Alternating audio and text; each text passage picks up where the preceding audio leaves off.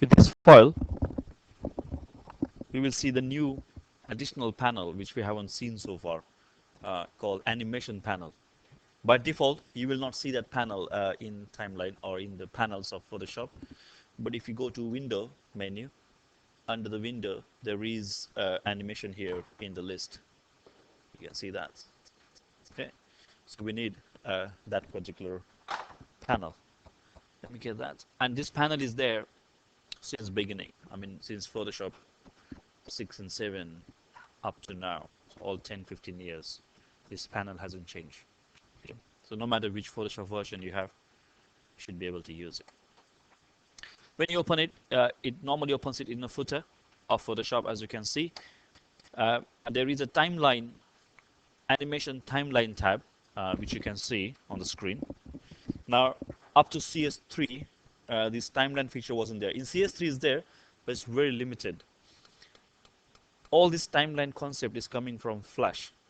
Because Flash is a part of Adobe now, slowly they're transferring powers of Flash animations within Photoshop itself. Okay, but I'm now going to teach you how to use timeline animations in Photoshop right now. So the best way is to use a very simple, basic format of doing frame animations in Photoshop.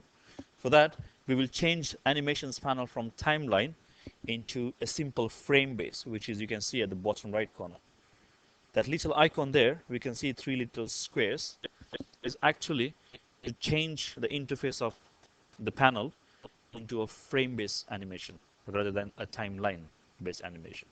So I'm going to just click on that and we can see how it looks. So just click on it.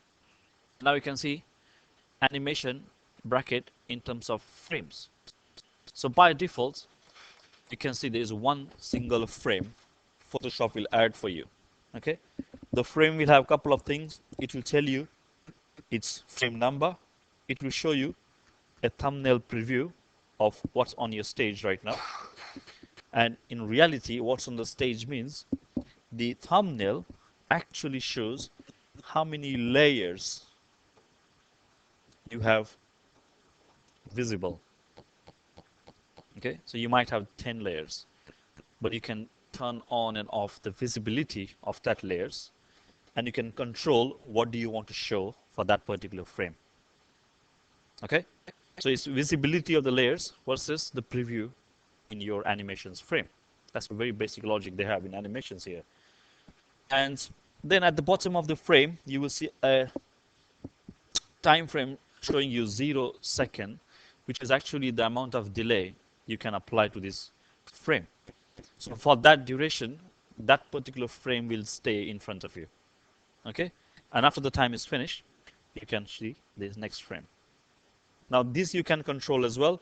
I'm going to show you other things here as well. There is an option which says once, which is hidden under my hiding, but that once you can change how many times you want to play and so on. The other attributes you can see, there are controls to play, forward, rewind. There's an option to delete frames, and there's an option to duplicate the frame, means literally add a new frame. There's no limit how many frames you can use in Photoshop. Okay, but because we do frame-based animations, we don't use too many. If you want too many, then better we go for Flash rather than keeping animations in Photoshop. So as you can see on the stage, I've got a horizontal skyscraper, 600 by 100 size, and we'll just create a simple banner here saying do web designing and graphic designing courses at ELAD. That will change to show the ELAD's website address after 2 seconds, and then it will show us call now on this number. So that kind of advertising banner. So let's do a simple animated advertising banner using all this timeline concept. Right now, I've got the stage with a basic background layer. That's my first frame. The options which I was explaining theoretically, you can see here. I can change the delay amount from 0.1 seconds up to basic preset values, or by other, I can define custom delay options as much as I want.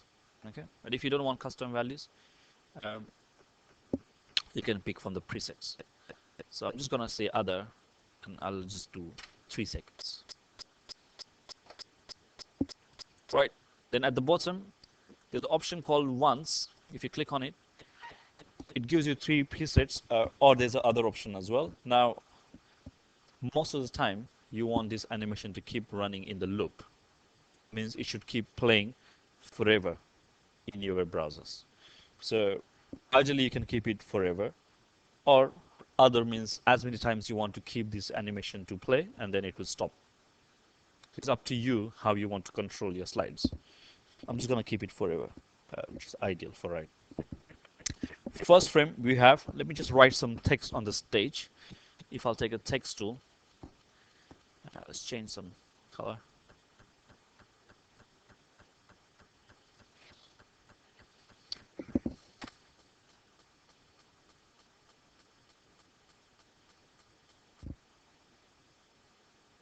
Any font you like. I'm just going to write learn IT ESOL and Office courses.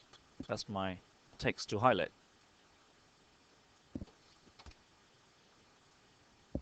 Okay, I want to show this as my first frame for the animation. Now I'm just going to duplicate my current layer.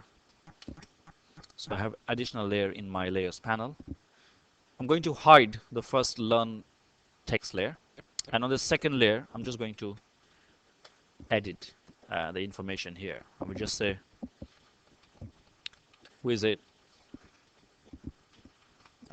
for more info visit elab.org.uk. That's my second text. Okay, so if I can hide this and show you the first text, it shows learn IT. Hide that, show the second, it will say for more info visit elab.org.uk. Okay, let me just create one more layer for text, and here I will just say call now 007 75. That's ELAT's number.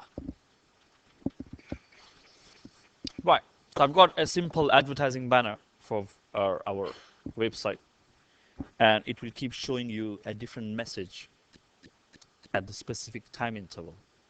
Now, to do that, I'm just going to hide that and show the first layer, and you can see this is my first slide, which I want to show on my first frame here, as you can see. Let's add second frame, and then we will show the second layer, and then we will add third frame and show the third text layer. All right, so to continue the animations banner, to add the next frame, there is no option to say add frame, but you can see here it says duplicate frame option.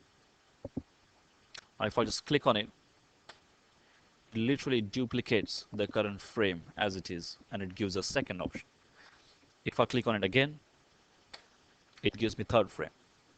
Now you can physically go into these frames and control which layers you want to actually show for that frame. So the first frame, I want to show this text. Second frame, I want to hide this layer, show this information. Third layer, third frame. So all I'm doing is show and hide. You can click on it to confirm as first, second frame, third frame. Because it's duplicated, they will have all those properties carry forward. Like you can see the delay is equally assigned as 3 seconds now. And it will run in forever. So just to quickly check it, you can click on this play button. And there you go. You can see every 3 seconds, animation is happening. Once we do that, let me stop it. Now this is your PSD, so make sure you have your PSD first saved, because in future if you want to make changes, you need to have your PSD. I'll just say animated or advertising banner. Okay, save as PSD, make sure it's okay.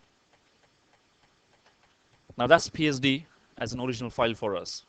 Okay, to save it and see this file as a bitmap image in a browser, which ideal image format will support animation? GIF.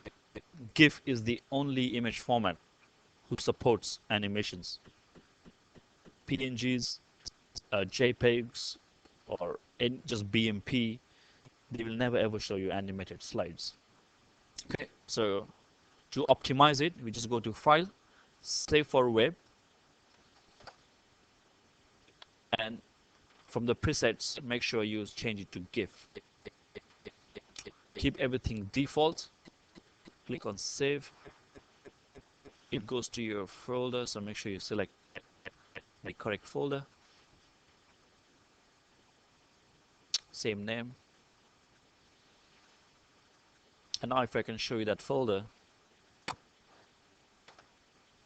that's the PSD we just saved, and that's advertising GIF image 600 by 100. Now I can use this image and add it into my web page using image tag, because GIF is just an image anyways. So you're gonna use same image tag, same src attribute, and show this image. So when it goes to the actual browser, let me just open this image with any browser, and this is how it looks.